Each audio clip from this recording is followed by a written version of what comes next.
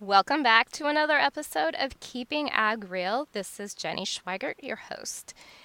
Today's episode is a special episode because we have hit the 50th episode milestone, which was a pretty big accomplishment and a goal that I'm pretty proud that I've achieved. To celebrate that, I am interviewing my husband, Jeff Schweigert, and we're going to be talking about the upcoming Keeping Ag Real road trip, which starts this Saturday. And I have to give special thanks to our partners at Farm Journal Media, and those include Drovers, Farm Journal, and Ag Day TV. I also want to give a heartfelt thank you to all of the listeners and everyone that tunes in every week. I really appreciate it, and your support means the world to me. So thank you. All right, let's get started. Here we go. So today, my guest is my husband of how many years have we been married? 19 years, right? Yep. You're just agreeing with me. I had to do the math. And we're sitting out on our front porch, and if you follow me on social media, you know that this is my happy place. When we moved here, we had no idea that we would be here this long. So after, 12 years or so of begging and nagging and asking and pushing, our 15-year-old, which he was 13 at the time, for his woodworking 4-H project, made me a swing. With your help, you helped out too. I think it might have been my idea. Really? So we are hanging out here on our front porch on my swing. But you won't let me swing. Well, not when we're recording. I know it's difficult. Just you can handle sitting still for just a little while. And so then this past May, during our anniversary, I was away at a conference, and I knew that they had been working on some kind of special anniversary gift, Mother's Day gift. I never would have dreamed what they did for me.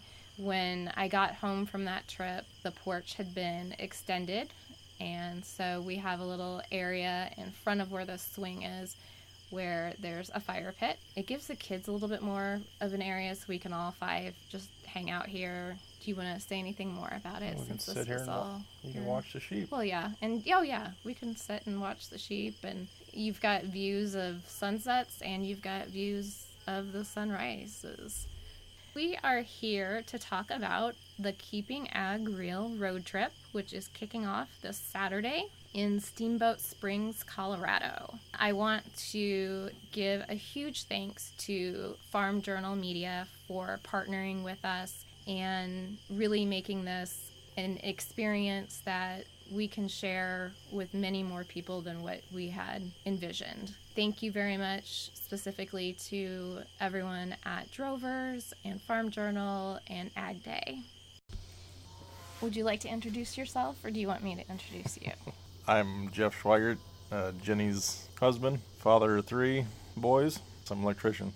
I always joke and say that you are a full-time electrician, part-time farmer, because it's generally you're working with the sheep here at our place or the heifers at your mom and dad's, or fixing something, or baling, or your dad always has something to do. Yeah. Always. All right, so why don't you talk about your parents' farm? I grew up on a Jersey farm. Parents milked around 40 head when we were kids. And then, as we got older and me and my brothers got jobs off the farm, they cut back to, I guess, about half that, and then eventually sold the herd about 5 years ago. We always showed at a state and county level. And international. International. Dad's had a lot of accomplishments with the jerseys. I think everything he's pretty much dreamed he wanted to do, he accomplished. As have you. You have. Yeah. I actually got to show international champion junior show at Louisville. So that's a pretty big accomplishment. And we did very well at the state level too. So now my kids are actually able to continue to show the jerseys at county and state. And we did take one down to Louisville 2 years ago. Lane's never showed anything yet down there. None of the boys have. But True. He has got to show cattle in the All-American sale. So I guess right now Dad's got heifers, and then he's breeding them to sex semen, and his success rate with that has been 100% so far with heifers, and he's been able to, kind of keep the herd going, and they'll calve out. I don't think it's 100%. Well, according to Dad, it is. I'm pretty sure there was a bull calf not too long ago. Well, I don't know. Sometimes he gets confused. I know there was one that was bred with conventional semen that had a bull last year. But all the sex semen. But all the sex semen, I think, is heifer. So that's pretty good success that way. And then we can continue to show heifers, either buy or sell or whatever we need to do. But kids are able to show and compete and have a lot of fun doing it. And it's a way to market the animals so that there's some kind of profit at the end. Once they have calved and have become a cow, then they go to a number of different farms that we have good relationships with. I just wish some were closer. I know. I know. So let's talk about that, I guess, just a little bit, because what we do is completely old school still. Yep. The tractors are all Olivers. The combine is a white. There's a John Deere planter, right? Yep. Yeah, the planter is John Deere. But yet your dad is still able to make a living for your mom and dad. And neither one have ever worked off the farm. So our kids... Here, come closer. Don't be afraid of the mic. So, in a nutshell, our kids have been exposed to agriculture through the sheep flock, the dairy side of everything, and then there's also corn and beans, and then a little bit of hay. But that's about it. And so we have an opportunity to go out west. My cousin is getting married on Saturday, this coming Saturday, in 2 days, and we're going to Steamboat Springs for that. Steamboat Springs has an incredible farmers market. It's historic and I guess very well known in the West. So we're going to visit that on Saturday morning before the wedding. And then we will be leaving Colorado and we're going to try to go through Nebraska, Wyoming, South Dakota, Minnesota. We want to really expose our kids to what ranching really is. I mean, we've got neighbors here who have cow-calf operations, nothing like what you see out west. So this is going to give them an opportunity to learn about that part of ag. We're trying to find a sugar beet farmer, and then there's a couple of dairies, and then one guy, I can't remember how many different types of produce, but he has lots of produce, and he's our caramel guy. I ate some of that. I ate a lot of it. So in addition to giving our kids hopefully one of the best experiences that they'll walk away with in life, we want to share the experience that we have and in learning about different types of agriculture and meeting new people and seeing what they're all about. We can also help share that information with other people who don't know much about ranching or some of the other different farms that are available for us to visit. That is really what has fueled this road trip. And then it was fueled even more when Stephen Colbert had Natalie Portman on his show. Natalie has some very different views on what farming and ranching is about, and desperately needs to be taken to a variety of different farms and ranches. And so when I invited them, we received just an overwhelming amount of messages and invitations, and there's already future road trips that are in the works because of all of the invitations. So thank you to everyone who did contact me and offered a visit. It'll offer a larger variety besides just our road trip that we're taking here in the next week. What else do we want to say about the road trip? Oh, I know. Oh my gosh. So as a family, we have never taken a vacation. I probably should have started with that.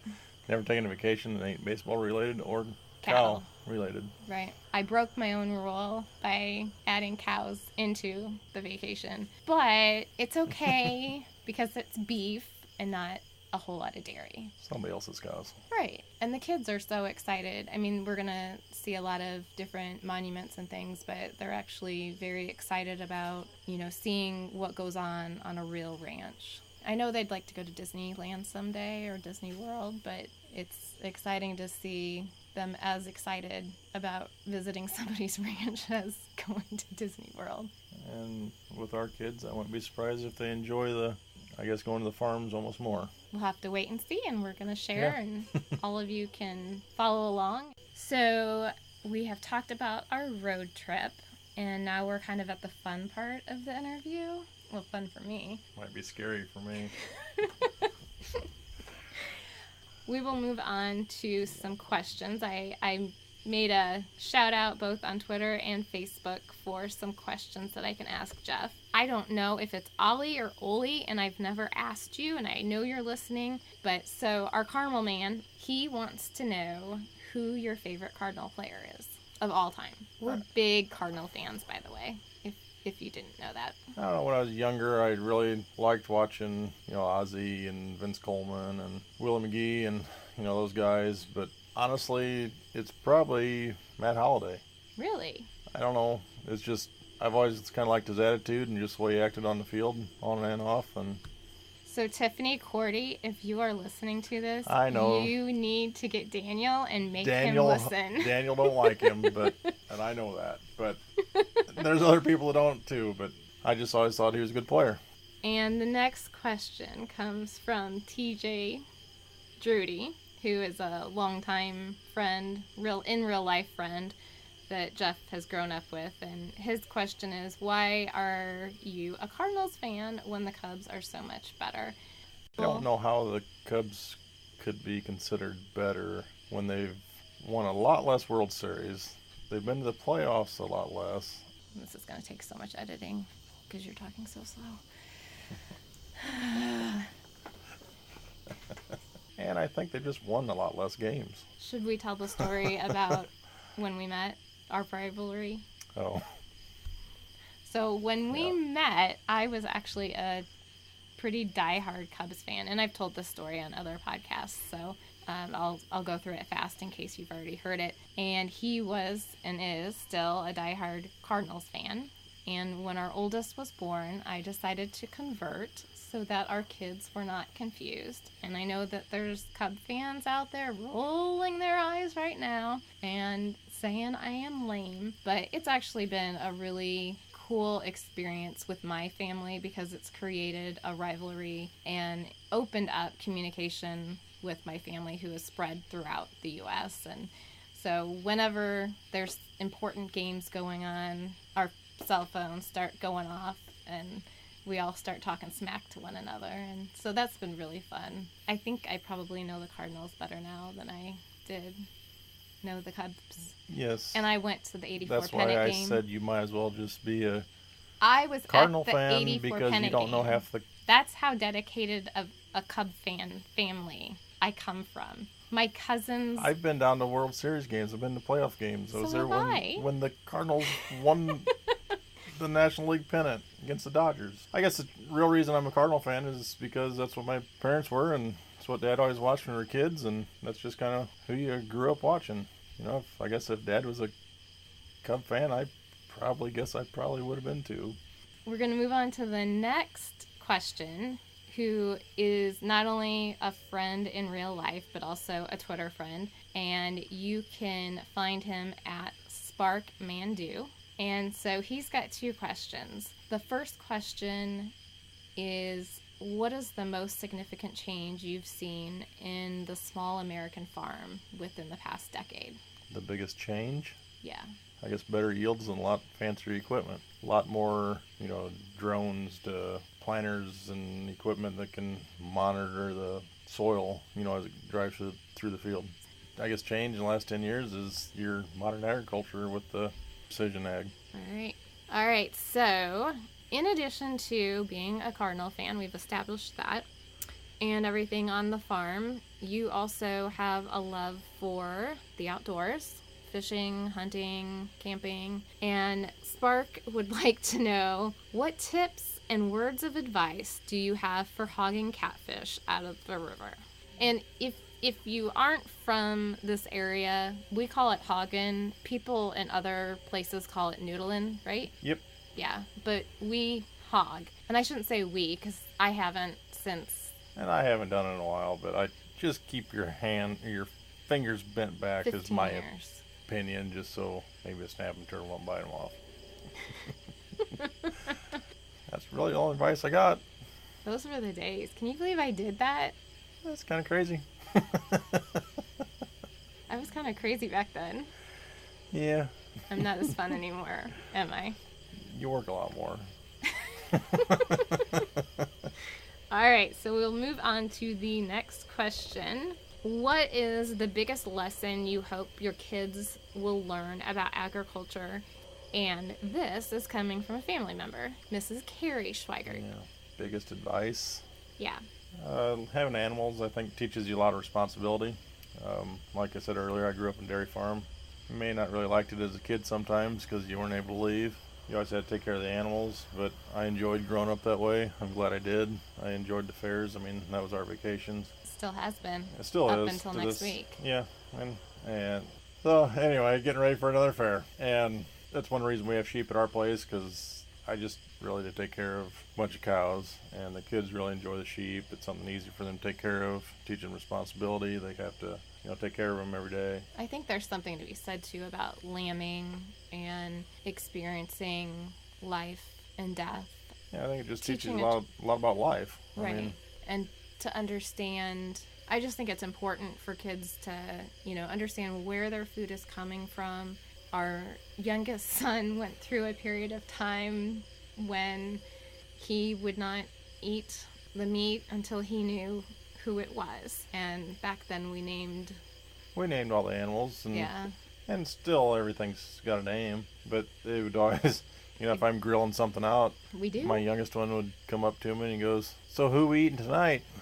I'd say Tommy or Fred or Bob or whoever the animal was. And, he knew by the name exactly what type of meat it was, whether it was pork or beef or sheep. And actually one of my cousins was actually at the state fair. He goes, "Did he just ask who we're eating instead of what we're having?" I said, "Yes." I said, "He knows by the name." He just thought that was kind of weird. He goes, "Well, he really does know where his meat comes from." He does. Yeah. And he knows what work goes into caring for that animal and raising that animal responsibly, and so that it's healthy and also tasty to eat. So that was a great question, Carrie. I think we are going to do... Oh no. All right, so this is one of the kids' teachers. Heather, what is your dream job if you aren't already living it? Did you ever decide if the sheep who drank your beer was dumb or smart or both? Oh my gosh. What story did Clayton tell at school? Yeah, we were doing something in the sheep shed. I don't remember. I set a beer on the feeder and the sheep tried to drink it. I'd say it's pretty smart. Oh, brother. All right. As far as a dream job, I do enjoy what I do.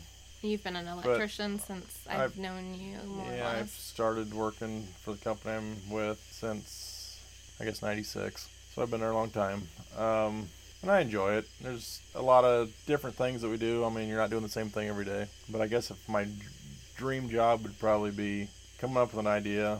If somebody came up to me and said, "Can you make this?" and whatever it might be. If I could figure it out and make it, whether I'm welding something together or whatever it is, just kind of inventing stuff. I guess that'd probably be my dream job. You're a genius when it comes to that. I just enjoy making things and... Take them to a junkyard, watch out.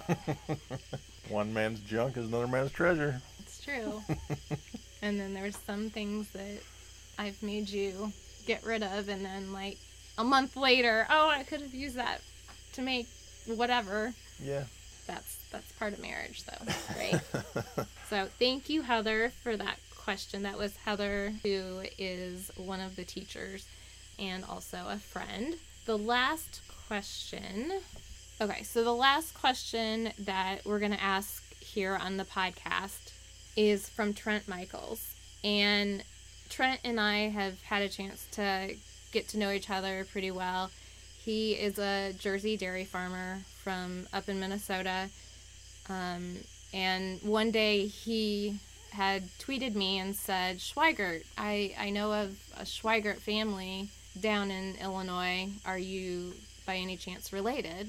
And I think he knew Maple Lawn and said Maple Lawn. And I think ever since then we've been Jersey buddies because we get ganged up on by the Holstein boys. Holstein boys are nasty. So, and this is going to be a hard one, I think. What are your thoughts on the family getting out of the dairy business? It was tough. And it was tough, I guess, telling the kids too. And honestly, the oldest boy still doesn't want to talk about it. And sometimes I'm in the same boat. But it was hard. I remember the day that your parents sat us down and it was almost like I thought somebody died. Or had cancer. Yeah. Or something was seriously wrong. And it was, kind of like losing a family member. That type of lifestyle is tough to, I guess, just see disappear. But then again, my parents can't do it forever, so there's just not the money in it like there used to be. And, being a dairyman right now is very tough to make it, so. There was no way we could. That was the original plan. You were going to. I was planning on taking it over at one time, yes. There's just not the cash flow like there used to be in it.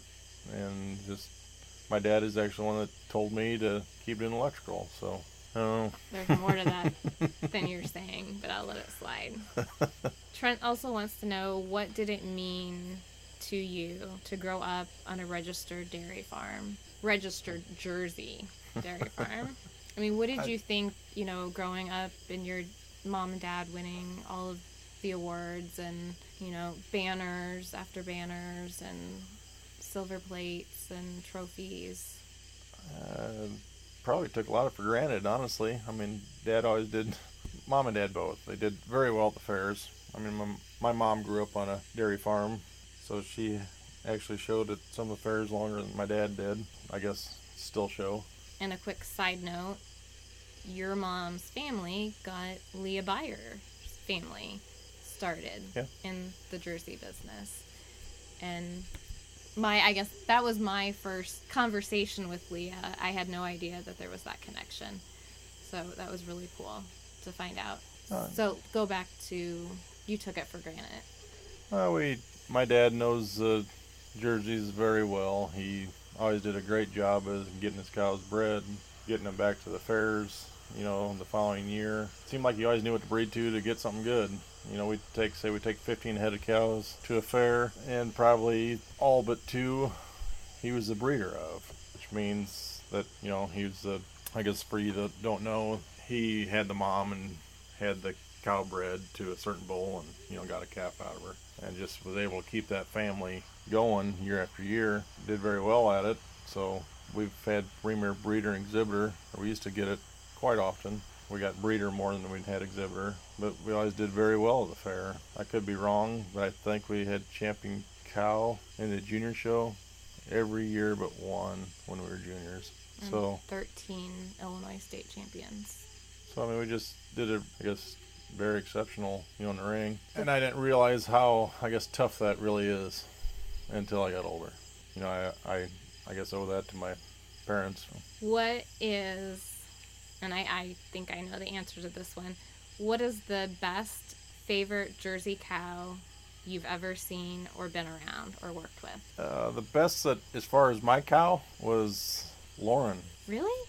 I thought you were going to say Madge. Madge was a great cow. She was grand 5 years in a row at Springfield at State Fair. No other cow has ever been grand more than 2 years in a row. She was supreme 3 or 4 years. And for any listeners who are not from an agriculture background, we should probably explain a little bit about showing and the purpose of showing, what supreme and champion. And I think the showing aspect of cattle probably is used by different farms for different reasons, but it's always been, for your dad, the marketing piece. So not only has he done well, in the ring, but he also breeds very well for in the barn and milk production. That's something that's very difficult to do. But by being able to take your animals to the fair, then other producers see the animal and see what they're capable of doing. And so that's the marketing piece of it.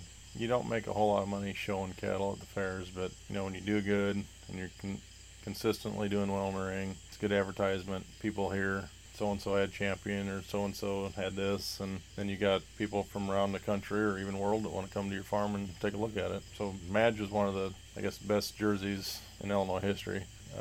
She actually did good on a national level too, or international. So she was a good cow. Honestly, I didn't really like the fair one because she always won. And then they'd always want to take our pictures afterwards. And I didn't really like that, so... You're such a dork. Anyway, Macy, I showed her at Louisville, which is the North American International Livestock Expedition. I agreed with her, so, I guess that could be one of the top animals, for my picks. But Lauren, she was... That was right when we started dating, I think. She was one of the last cows I showed as a junior, and I actually won the Supreme Showmanship, which is kind of where they judge you, the individual, instead of the animal. And that cow would just pretty much let me do anything. I can control her so well from the holder. She set up real easy, and I don't know. I like that cow. She was... Maple on Lester. Lauren. You're starting to sound like your dad. I still remember the first 3 animals I showed at Springfield in the junior show. Luck, Iris, and Goldie. And Iris was a heifer calf, and then she was actually grand in the open show in 1991. Listen to you. I am impressed. We sold her in 19... I didn't know you remembered all this stuff. I remember a lot of crap. You just don't admit to it. Yeah, it was my life. Well, so while we're on the road trip to keep people entertained and keep each other entertained and not going crazy from our children fighting, we are going to continue to answer everyone's questions that were sent in. And if you have a question, you are more than welcome to send it in. If you're on Twitter, my handle is @Jen Schweigert. You can also send it to @KeepingAgReal. And you can also leave it on the Keeping Ag Real Facebook page. I am not a Facebook Messenger user, so if you send it there, I may not see it for like 6 weeks or so. Sorry, it's just not my jam. So to wrap this up, we want to invite you to join us. We're going to be using Instagram, Periscope, Twitter, Facebook. You know what we should do? Revive your Twitter handle. Oh wait, I don't know if I want you on there. That's my place. I don't even know what you're talking about. You do too. The Redneck Daddy. Oh yeah. I have to think about that. I don't know if I want you in my domain. So join us on the Keeping Ag Real road trip. We will kick it off on Saturday, July the 21st at the Colorado Steamboat Springs Farmers Market. And then we've got a whole list of places that we hope to stop and see. For more information about the road trip, you're also going to want to follow drovers.com and Farm Journal, agweb.com, drovers.com, where we will be posting short little blog posts on a daily basis just to summarize where we've been and what we've been doing. You can also find more information about the road trip and the podcast at www.keepingagreal.com. And as always, what do I say? Keep it real. And we will do our best to do that on the trip. Yeah. Probably too much. All right, we are out.